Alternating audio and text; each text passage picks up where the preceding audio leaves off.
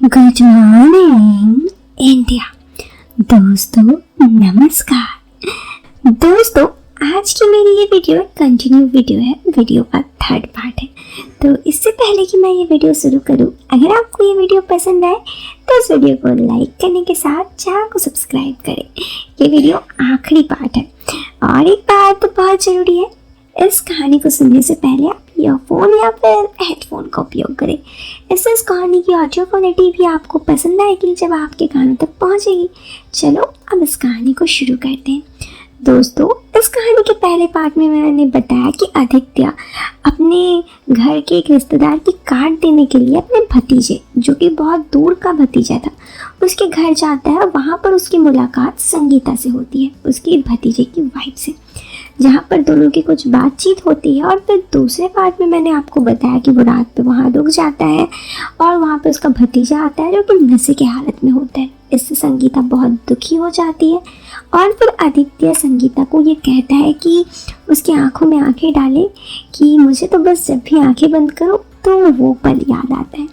तो अगर आप ये वीडियो के पहले पार्ट और सेकंड पार्ट को नहीं देखें तो मैं अनुरोध करूँगी डिस्क्रिप्शन में आपको लिंक मिल जाएगा या फिर चैनल में जाकर वीडियोस में देख सकते हैं, तो आपको ये वीडियो अच्छे से समझ में आएगी। तो आप उन दोनों पार्ट्स को देखें फिर ये पार्ट को देखें। तो चलिए अब कहानी को आगे जारी करते हैं। ये इस वीडियो की अंतिम पार्ट है। जैसे ही मैंने संगीता को कहा कि तुम बहुत खूबसूरत दिखती और मैं तो तुम्हें ही पसंद करता हूँ, संगीता वहाँ से चली गई। मैं काफ़ी डर गया कि कहीं संगीता ये सब बातें रवि को ना बता दे। मेरे दिल में एक अजीब सी खलबली हो रही थी। ऐसा लग रहा था कि शायद हम उन दोनों के घर वालों का रिश्ता ना बिगड़ जाए, शायद मैंने ही गलत कह दिया। ये सब कुछ लालचन मेरे दिल में चल ही रहे थे। लेकिन तभी थोड़ी देर बाद संगीता वापस आई। जब मैंने उसे देखा तो मानो देखते ही रह गया। उसने कहा, क्या हुआ ऐसे क्यों देख रहे हो? मैंने कहा, तुम काफ़ी खूबसूरत लग रही हो। उसने कहा कि अच्छा, तो अब तो शायद मेरी यही चेहरा जब तुम आँख बंद करोगे तब तुम्हारे दिल में रहेगा, या फिर अभी भी वही चेहरा। दोस्तों मैं समझ चुका था उस वक्त की संगीता चाह क्या रही है और मैं भी कहा कि हाँ बेशक, वैसे तुम सच में बहुत खूबसूरत हो, तुम तो साड़ी में भी मुझे बहुत पसंद आई। उसने कहा बस अब ज़्यादा तारीफ मत करो। दोस्तों उसके बाद संगीता खुद मेरे पास आई और मेरे बगल में सोफे में बैठ गई।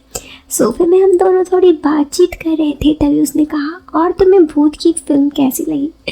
मैंने कहा, फिल्म को छोड़ो, मुझे तो तुम सबसे ज़्यादा अच्छी लगी। संगीता मुझे देख के बस मुस्कुरा रही थी। मैं उसके पास गया तो वो कुछ नहीं बोली। मैं समझ गया कि वो क्या चाहती है। फिर हम दोनों एक हो गए। उसके बाद रात में सो गए। सुबह उठे तो संगीता बहुत जल्दी हड़बड़ी करके उठ रही थी। शायद उसे लगा कि रवि उठ जाएगा। उसने कहा कि बाहर वाले वॉशरूम में जाकर फ्रेश हो जाओ। मैंने घड़ी देखा, 5:30 बज रहा था। मैंने कहा ठीक है। मैं फ्रेश होके आया तो संगीता दोबारा साड़ी पहनी थी, खूबसूरत लग रही थी गुलाबी साड़ी में। उसने कहा चाय पीकर जाना। मैंने कहा ठीक है। फिर उसके बाद उसने चाय बनाया, मैंने चाय पिया और कहा, तो तुम्हारी नंबर नहीं मिलेगी? उसने कहा क्यों, ब्लैकमेल करना है? मैंने कहा नहीं, अगर ऐसा सोचे तो मत दो, कोई ज़रूरी नहीं है। उसने कहा अरे बाबा मैं तो मजाक कर रही थी। मैंने कहा अच्छा, तो उसने कहा हाँ मैं तो बस मजाक ही कर रही थी। उसके बाद दोस्तों उसने मुझे नंबर दिया और मैं वहाँ से चला गया। बाहर जाकर अपनी गाड़ी स्टार्ट करने की कोशिश की तो गाड़ी स्टार्ट तो हुई नहीं। फिर अपनी गाड़ी लेकर वापस मैं पंक्चर वाले शॉप तक गया पैदल और गाड़ी ठीक करवा के ऑफिस की तरफ चल पड़ा। सोचा रास्ते में घर जाऊं। घर गया तो घर पे बहुत सारे सवाल, कहाँ थे रात भर, क्यों नहीं आए? मैंने कह दिया कि बस गाड़ी पंक्चर हो गई थी, फ़ोन बंद हो गया था, ठंड का मौसम था तो वहीं रुक गया। घर वालों ने कहा ठीक है कोई नहीं। थोड़ी देर बातचीत करने के बाद घर वालों से मैं ये होकर ऑफिस चला गया। संगीता ने मुझे कहा था कि कॉल मत करना, इसलिए मैं उसे कॉल भी नहीं कर सकता था। खैर यही सब कुछ दिमाग में चल ही रहा था और उसके बाद मैं वापस से सोचा कि एक काम करता हूँ संगीता को कॉल करता हूँ। मैंने संगीता को ये समय देकर कॉल किया कि रवि ऑफिस में हो। संगीता ने फ़ोन उठाकर कहा, क्यों, इंतज़ार ख़त्म? मैंने कहा, तुमने मेरा नंबर कब लिया जो तुम पहचान गई? उसने कहा, जब तुम मुझसे नंबर मांग रहे थे उससे पहले ही मैंने तुम्हारे नंबर से मेरे नंबर पे कॉल कर दिया था। मैंने कहा, वाह, काफ़ी तेज हो रही हो। उसने कहा, आखिर हो भी क्यों ना, कल की रात जो मेरी ज़िंदगी की इतनी यादगार रात थी, मैं कभी भूल ही नहीं सकता। दोस्तों, इसी तरह हम दोनों की कुछ बातचीत होने लगी। संगीता ने मुझे दोबारा मेरे शादी के लिए पूछा कि तुम शादी क्यों नहीं करते। मैंने कहा, बताया तो तुम्हें कोई लड़की नहीं मिलती, मैं इतना शाय हूँ। तो संगीता ने कहा, चलो मैं तुम्हारी शादी का बात करती हूँ। मैंने कहा, पर मैं तुम्हें पसंद करता हूँ। उसने कहा, देखो, अब मेरे से तो तुम्हारी शादी हो नहीं सकती, ये तुम्हें भी पता है, तो अगर तुम कहो तो मैं कोई कोशिश करती हूँ।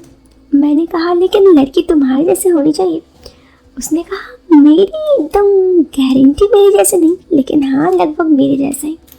मैंने कहा, ठीक है, कोई दिक्कत नहीं है। उसके बाद संगीता ने मुझे 2 दिन बाद एक कॉफ़ी शॉप में मिलने के लिए बुलाया।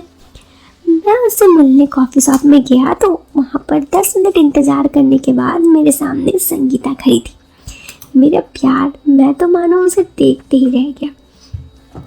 कुछ देर बाद हम दोनों थोड़े बहुत बातचीत किए तो वो अपने साथ किसी को ले आई थी।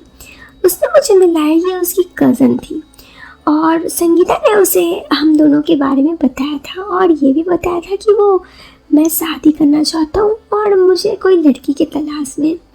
मैंने उससे पूछा, तो तुम्हें कोई दिक्कत तो नहीं है ना? उसने कहा, मुझे क्या दिक्कत होगी भला?